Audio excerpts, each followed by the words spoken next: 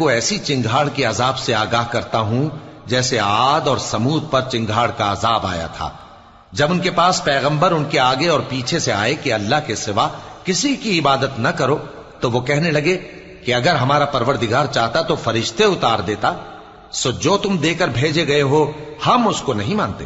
اب جو عاد والے تھے وہ ناحق ملک میں تکبر کرنے لگے اور کہنے لگے کہ ہم سے بڑھ کر قوت میں کون ہے؟ کیا انہوں نے نہیں دیکھا کہ اللہ جس نے ان کو پیدا کیا وہ ان سے قوت میں بہت بڑھ کر ہے اور وہ ہماری آیتوں سے انکار کرتے رہے؟ تو ہم نے بھی ان پر نحوست کے دنوں میں زور کی آندھی چلائی تاکہ ان کو دنیا کی زندگی میں ذلت کے عذاب کا مزہ چکھا دیں، اور آخرت کا عذاب تو بہت ہی ذلیل کرنے والا ہے، اور اس روز ان کو مدد بھی نہ ملے گی۔ اور جو سمود والے تھے ان کو ہم نے سیدھا رستہ دکھا دیا تھا، مگر انہوں نے ہدایت کے مقابلے میں اندھا رہنا پسند کیا،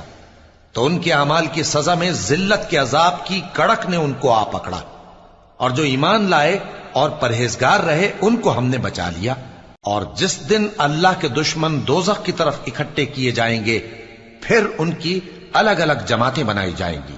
یہاں تک کہ جب دوزخ کے پاس پہنچ جائیں گے تو ان کے کان اور آنکھیں اور کھالیں یعنی دوسرے اعضاء ان کے خلاف ان کے اعمال کی شہادت دیں گے، اور وہ اپنی کھالوں یعنی اعضاء سے کہیں گے کہ تم نے ہمارے خلاف کیوں شہادت دی؟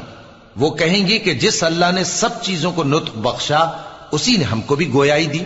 اور اسی نے تم کو پہلی بار پیدا کیا تھا اور اسی کی طرف تم لوٹائے جا رہے ہو۔ اور تم اس بات کے خوف سے تو پردہ نہیں کرتے تھے کہ تمہارے کان اور تمہاری آنکھیں اور کھالیں تمہارے خلاف شہادت دیں گی،